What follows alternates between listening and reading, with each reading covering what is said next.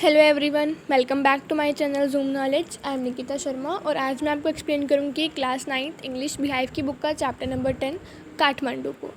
ठीक है, तो सबसे पहले तो इस स्टोरी के राइटर हैं विक्रम सेठ। तो विक्रम सेठ इस स्टोरी के राइटर हैं। Do you like travelling? आपको ट्रैवलिंग करना पसंद है? अब जो राइटर है विक्रम सेठ, वो उसको बहुत ज़्यादा इन्जॉय करते हैं, लेकिन उनको ट्रैवलिंग करना बहुत पसंद है।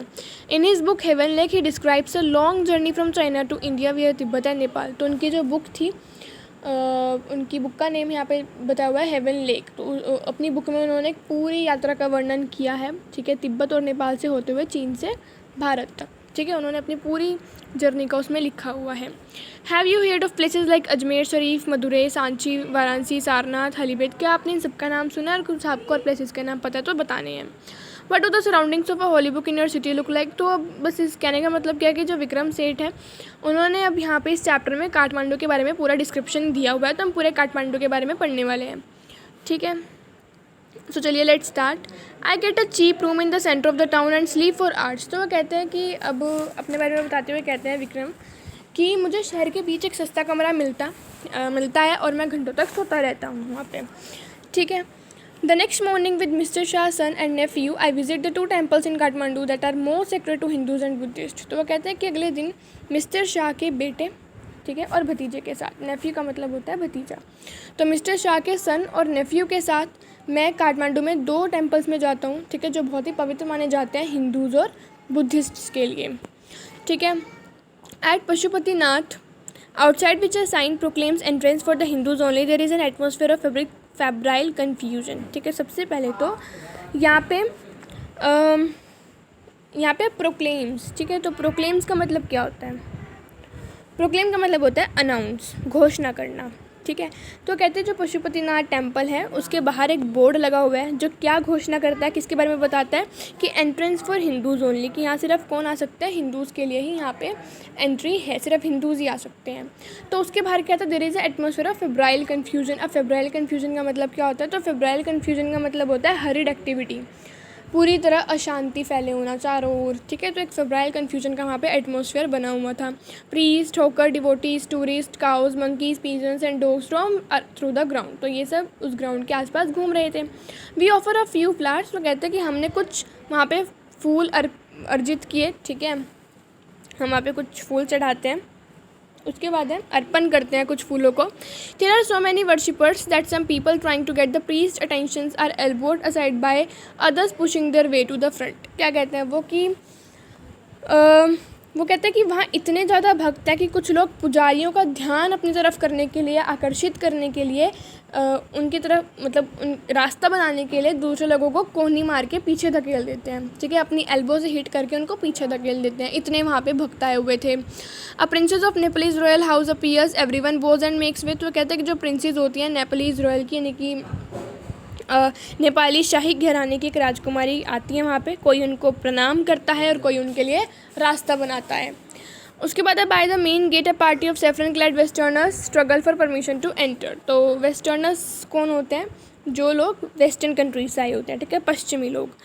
तो मेन गेट पे सेफ्रन कलर के कपड़े डाले हुए, सेफ्रन, ठीक है, कलर आपको पता ही है।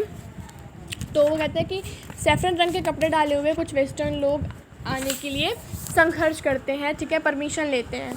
ओके, तो वो केसरिया रंग, सैफरन मतलब होता है केसरिया रंग, तो केसरिया रंग के कपड़े पहने हुए पश्चिमी लोग का एक पूरा ग्रुप, ठीक है, एंटर करने के लिए परमिशन लेने की संघर्ष करता है, बहुत स्ट्रगल करता है परमिशन लेने के लिए। ठीक है, the policeman is not convince that they are the Hindus. अब एक सिपाही को समझ नहीं आता कि वो हिंदू हैं। ठीक है, only Hindus are allowed to enter temple, क्योंकि वहाँ पे सिर्फ हिंदूज़ को आने की ही अनुमति थी। A fight breaks out between 2 monkeys। वहाँ पे 2 बंदरों के बीच में लड़ाई हो जाती है। One chases the other who jumps on to a shivling then run screaming to the temples and down to rivers the holy Bagmati. तो क्या होता है वहाँ पे कि वो जो 2 monkeys थे उनके बीच में लड़ाई हो जाती है। एक बंदर दूसरे का पीछा करता है, ठीक है, जो कि शिवलिंग के ऊपर कूदता है और चीखता हुआ मंदिर में भागता है। ठीक है, और जो पवित्र बागमती नदी है उसकी ओर चला जाता है। उसके बाद है दैट फ्लोज बिलो। अब वो बागमती रिवर नीचे की ओर फ्लो कर रही थी, नीचे की ओर प्रवाहित हो रही थी। ठीक है, उसके बाद है the a corpse is being cremated on its banks, washer womens are at their work and children bath. क्या कहते हैं कि वहाँ पे कॉर्प्स, अब कॉर्प्स का मतलब होता है डेड बॉडी, ठीक है। कॉर्प्स का मतलब क्या होता है, डेड बॉडी। तो वो कहते हैं कि कॉर्प्स जो थी वो वहाँ पे जो नदी थी उसके किनारे एक अंतिम संस्कार हो रहा था किसी लाश का, ठीक है। जो वॉशर वुमेंस थी यानी कि धोबिन थी, वो अपना काम में लगी हुई थी, बच्चे नहा रहे थे वहाँ पे। फिर उसके बाद है from a balcony a basket of flowers and leaves old offerings new wilted is dropped into the river. क्या कहते हैं कि वो from the balcony of the basket, अब वो कहते हैं कि एक छज्जा होता है ना, ठीक है, एक छज्जे से फूल और पत्तियों से भरी हुई टोकरी जो कि मुरझाए हुए फूल थे, ठीक है, उसकी एक टोकरी, ठीक है, पुरानी भेंट थी, वो नदी में गिराई जाती है। A small shrine half protrudes from the stone platform on the river bank. तो कहते हैं प्रोट्रूड का मतलब होता है, यहाँ पे लिखा हुआ है ना प्रोट्रूड, तो प्रोट्रूड का मतलब होता है बाहर निकलना। ये देखो यहाँ लिखा है प्रोट्रूड, इसका मतलब होता है बाहर निकलना। तो वो कहते हैं कि एक नदी के तट पर पत्थर के चबूतरे पर, ठीक है, यानी कि पत्थर की एक जगह थी, वहाँ से बाहर की ओर एक आधा निकला हुआ मंदिर दिखाई देता है। When this emerges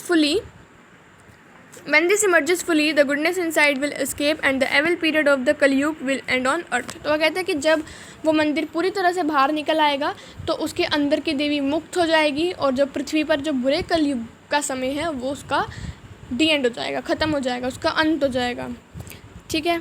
चलिए उसके बाद है paragraph number 3, at the Boudhanath stupa the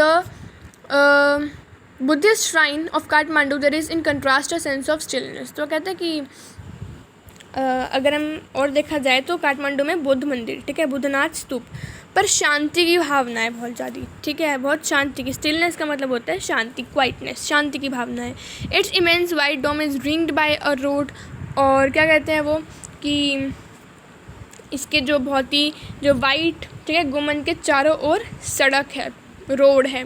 small shop stand on it's outer as, और बाहर की जो किनारे हैं उस पर दुकानें भी हैं। Many of these are owned by Tibet emigrants, filled bags, Tibetan prints and silver jewelry can be brought here. There are no crowds. That is a heaven of quietness in the busy street around. तो कहते हैं कि ज़्यादातर मतलब आप छोटी छोटी दुकानें, इनमें ज़्यादातर दुकानें जो तिब्बती लोग होते हैं ना, तिब्बती एमिग्रेंट्स, वो चलाते हैं। एमिग्रेंट्स का मतलब होता है जो दूसरी कंट्री से हमारे देश में रहने के लिए आते हैं ना, किसी भी दूसरी कंट्री से, किसी अगर हम अलग कंट्री में जाते हैं तो हम वहाँ के एमिग्रेंट्स बन जाएंगे। तो कहते हैं कि ये जो दुकानें थी वो ज़्यादातर एमिग्रेंट, तिब्बतन एमिग्रेंट्स चलाते, जो तिब्बत से आए हुए लोग थे वो चलाते थे, ठीक है। यहाँ से मोटे कपड़े के थैले, तिब्बत छपाई के कपड़े, ठीक है, और चांदी के ज्वेलरी, ये सब खरीदी जा सकती है। यहाँ पर भीड़ नहीं होती, ठीक है, और यह आसपास की सड़कों के बीच मतलब बहुत ही शांति और सुरक्षा वाली जगह है, बहुत सुरक्षित और शांति यहाँ पर होती है, ठीक है। फिर पैराग्राफ नंबर 4 है, Kathmandu is vivid mercenary religious with small shrines to flower adorned deities along the narrowest and busiest street with fruit sellers, flute sellers, hawkers of postcards, shops selling western cosmetics, film rolls and chocolates और copper utensils, nappies, antiques। तो कहते हैं कि जो काठमांडू है वो वैविधिक यानी कि बहुत कुछ है, ठीक है। मर्सनरी का मतलब होता है सेल्फिश, ठीक है, स्वार्थी, बहुत ही धार्मिक स्थान है ये।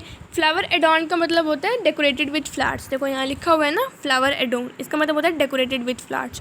तो वो जो बिजीएस्ट स्ट्रीट है यानी कि जो गलियाँ हैं, ठीक है, उसको फ्लावर्स के साथ डेकोरेट किया गया है। और कौन कौन है वहाँ पे, फ्रूट सेलर यानी कि फल बेचने वाले, फ्लूट सेलर यानी कि बांसुरी बेचने वाले, हॉकर्स ऑफ पोस्ट कार्ड्स को बेचने वाले, शॉप्स सेलिंग वेस्टर्न कॉस्मेटिक्स, जो वेस्टर्न कॉस्मेटिक्स को बेचते हैं वो, फिल्म रोल्स एंड चॉकलेट्स और copper utensils and Nepalese antics, तो ये सब बेचने वाले वहाँ पे मिल जाएंगे। एंटिक्स का मतलब होता है रेयर थिंग्स, यहाँ पे लिखा हुआ है एंटिक्स, इसका मतलब होता है रेयर थिंग्स यानी कि जो चीज़ें बहुत मुश्किल से मिलती हैं, ठीक है, वो होती है रेयर थिंग्स, उसको कहते हैं antics. Film songs Blair out from the radios, car horn sound, bicycle bell rings, stray cows low questioningly at motorcycles, vendors shout out their words। तो कहते हैं कि अब उनको आवाज़ भी सुनाई देती है, रेडियो से सॉन्ग्स की आवाज़ आती है और कार के हॉर्न की साउंड उनको सुनाई देती है, बाइसाइकिल की बेल रिंग, ठीक है, वो बजती है, और गायें जो है उनकी आवाज़, और वेंडर्स जो अपने सामान को बेच रहे होते हैं। तो इन सब की आवाज़ उनको सुनाई देती है। आई indulge myself mindlessly by a bar of marzipan, a cone on the cob roasted in a charcoal brazier on the pavement, rubbed with salt, chili powder and lemon, a couple of love story comics and even a readers digest. तो वो कहते हैं कि मैंने क्या ख़रीदा, मैंने mindlessly, ठीक है, मतलब मैंने बिल्कुल एकाग्र मन होके क्या ख़रीदा, मैंने वहाँ पे एक मर्जीपन, ठीक है, मर्जीपन का मतलब होता है बादाम की मिठाई केक, ठीक है, a sweet made with grated almond, यानी कि बादाम की मिठाई ख़रीदते हैं वो।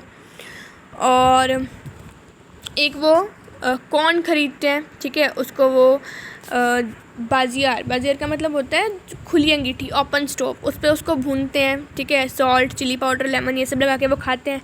एक कॉमिक ख़रीदते हैं वो और उसको पढ़ते हैं, ठीक है, तो ये सब वो ख़रीदते हैं वहाँ पे।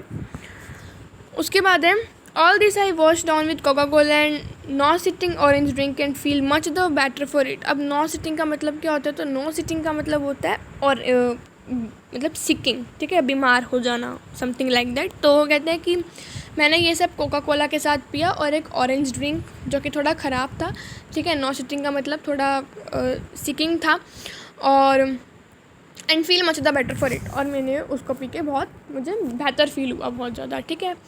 फिर है paragraph number 5, I considered what route I should take back home. तो कहते हैं मैं सोचता हूँ कि मुझे अब घर जाने के लिए वापस कौन सा रूट लेना चाहिए।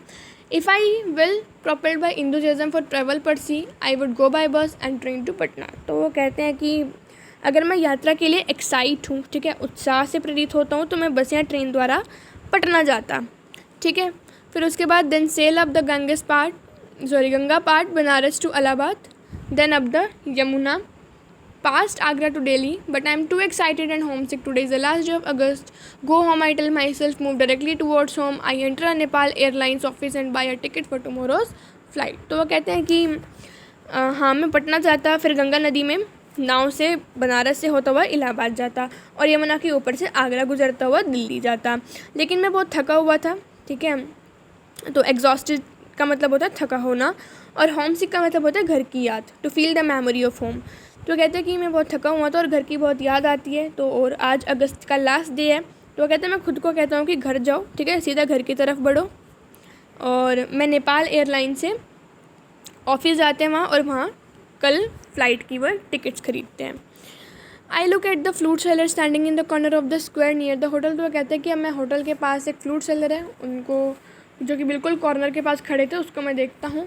इन his hand is a pole with an attachment at the top from which 50 or 60 bansuris protrude in all directions, ठीक है। प्रोट्रूड का मतलब मैंने आपको बताया था। तो कहते हैं कि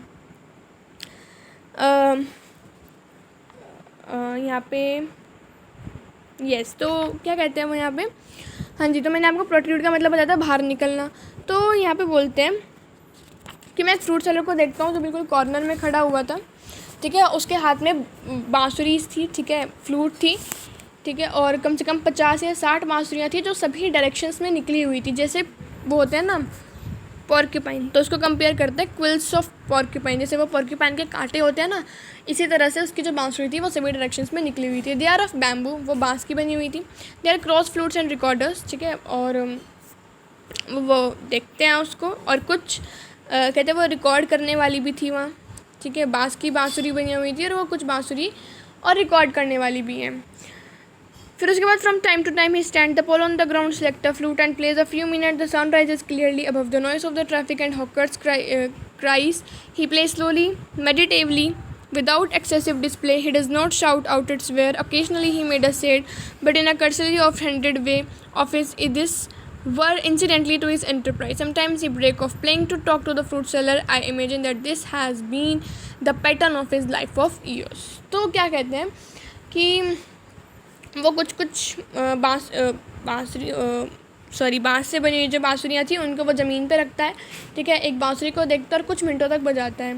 आवाज़ बिल्कुल साफ़ थी, ट्रैफिक के शोर शराबे, रेडियो वालों की जो दुकान थी, उन सबसे ऊंची सुनाई दे रही थी उसकी बांसुरी की आवाज़। धीरे धीरे ध्यान लगाकर और ज़्यादा दिखावे किए बिना वो बांसुरी को बजाता है, ठीक है, और वो कहता है कि वो अपने जो आवाज़ है अपना जो सामान है उनको ज़्यादा शाउट करके नहीं बेचता, ज़्यादा आवाज़ लगाकर नहीं बेचता। उसकी बिक्री कभी कभार होती है, ठीक है, लेकिन वो एक लापरवाह ढंग से, मतलब मानो उसके पास सब हो, इस तरह से वो ऐसे बिहेव कर रहा था वो, ठीक है। और वो कभी कभी जो फ्रूट सेलर है उनसे भी बात करता है और अपनी बांसुरी बजाने को छोड़ देता है। तो वो कहते हैं कि मैं इमेजिन करता हूँ कि ये उसके बहुत सालों से उसके लाइफ का यही पैटर्न रहा होगा। उसके बाद है paragraph number 7, I find it difficult to tear myself away from the square, flute music always does this to me, it is at once the most universal and most particular of sound. तो वो कहते हैं कि उस चौखट से दूर हटना मेरे लिए बहुत ज़्यादा मुश्किल था, ठीक है। बांसुरी का जो साउंड है, जो म्यूज़िक है, वो हमेशा मेरे ऊपर इतना गहरा प्रभाव छोड़ता है, ठीक है। तो वो कहते हैं कि ये जो आवाज़ है ये बहुत ज़्यादा ही यूनिवर्सल है, ठीक है, और पर्टिकुलर है सभी साउंड्स में से, विशेष है सभी साउंड्स में से। इसकी कोई संस्कृति नहीं है, ठीक है, ऐसी कोई भी संस्कृति नहीं है। और जिसमें मतलब वो कहता है जिसमें जो फ्लूट है उसकी सरकंडा, रिकॉर्डर, जापनीज़ का जो शाहू हाची होता है, ये सब म्यूज़िक इंस्ट्रूमेंट्स के नाम है। तो कहते हैं इनके जैसा कुछ भी नहीं है, बांसुरी के जैसा कोई कल्चर नहीं है, ठीक है।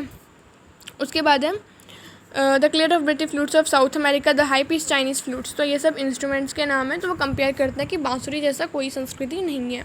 Each has its own specific fingering and compass. तो सबकी अपनी ही फिंगरिंग है और कंपास है, ठीक है। फिंगरिंग का मतलब यहाँ पे जो फ्लूट के अंदर अगर आपने फ्लूट देखी हो तो इस तरह से बहुत सारे उसमें होल होते हैं, राइट। तो हर होल जो है अपनी ट्यून निकालता है। तो कहते हैं कि वो जो अलग अलग नोट्स देते हैं, वो जितने होल्स हैं उसके अंदर वो अलग अलग नोट्स प्रोड्यूस करते हैं। तो वो कहते हैं कि सभी होल्स के अपने अपने नोट्स हैं, फिंगरिंग है। और कंपास यहाँ पे यूज़ किया गया रेंज के लिए, ठीक है, सीमा के लिए यूज़ किया गया है। It weaves its own associations, yet to hear any flute it seems to me to be drawn into the communality of all mankind, to be moved by music closer in phrases and sentences to the human voice. Its motive force too is living breath, is to needs to pause and breathe before it can go on. तो कहते हैं कि मुझे ऐसा feel होता है कि बांसुरी का सुनने का मतलब है कि पूरी जो मानवता है, पूरी जो इंसानियत है, ठीक है, उसके सभी रूप की तरफ अपना मन को आकर्षित कर लेना, ठीक है। तो वो कहते हैं कि म्यूज़िक के थ्रू, यानी कि संगीत के माध्यम से हम जो है जो उसकी जो फीलिंग्स हैं म्यूज़िक्स की, उसके अंदर पहुंचने तक की हम पूरी कोशिश करते हैं, ठीक है। और वो कहते हैं कि इसमें भी जो फ्लूट है इसमें भी रुकने की और ब्रीथ लेने की ज़रूरत होती है। That I can be so affected by a few familiar phrases on the Bansuri surprises me at first. For me, on the previous occasions that I have returned home after a long absence abroad. तो कहते हैं कि क्या मैं बांसुरी से कुछ जो परिचित सुर हैं, यानी कि जो मेरे फेमिलियर फ्रेजेस हैं, उनसे मैं इतना प्रभावित हो सकता हूँ, यह बात मुझे पहली बार बहुत ज़्यादा सरप्राइज़ में डालती है, ठीक है। तो क्योंकि वो कहते हैं कि जब भी मैं इससे पहले वाले अवसरों में जब विदेश में विदेश में जब वो रह के आए थे, तो कहते हैं कि मैं मुश्किल इन चीज़ों की तरफ ध्यान नहीं देता था, ज़्यादा बहुत मुश्किल से दिया करता था। तो पहली बार बांसुरी की इन फ्लूट्स ने, कुछ फ्रेजेस ने मेरा ध्यान आकर्षित किया है। And certainly have not invested them with the significance now I do. तो कहते हैं कि मैं इसमें इतना अधिक इंटरेस्ट नहीं दिखाता था जितना मैं अब देने लगा हूँ, ठीक है। सिग्निफिकेंस का मतलब होता है महत्व, इम्पोर्टेंस। सो ये था काठमांडू के बारे में, ठीक है। ये उन्होंने बताया हमें विक्रम सेठ ने, और इन्होंने एक एक्सट्रैक्ट लिया है अपनी बुक हेवन लेक से। So that's all for this video. Next video में हम लोग इसके एनसीईआरटी क्वेश्चंस को डिस्कस करेंगे। अगर आपको हमारा वीडियो अच्छा लगता है तो प्लीज़ इसको लाइक कीजिए, अपने फ्रेंड्स के साथ शेयर कीजिए और हमारे चैनल को सब्सक्राइब कीजिए। कोई भी डाउट होता है तो वो कमेंट सेक्शन में ज़रूर पूछना।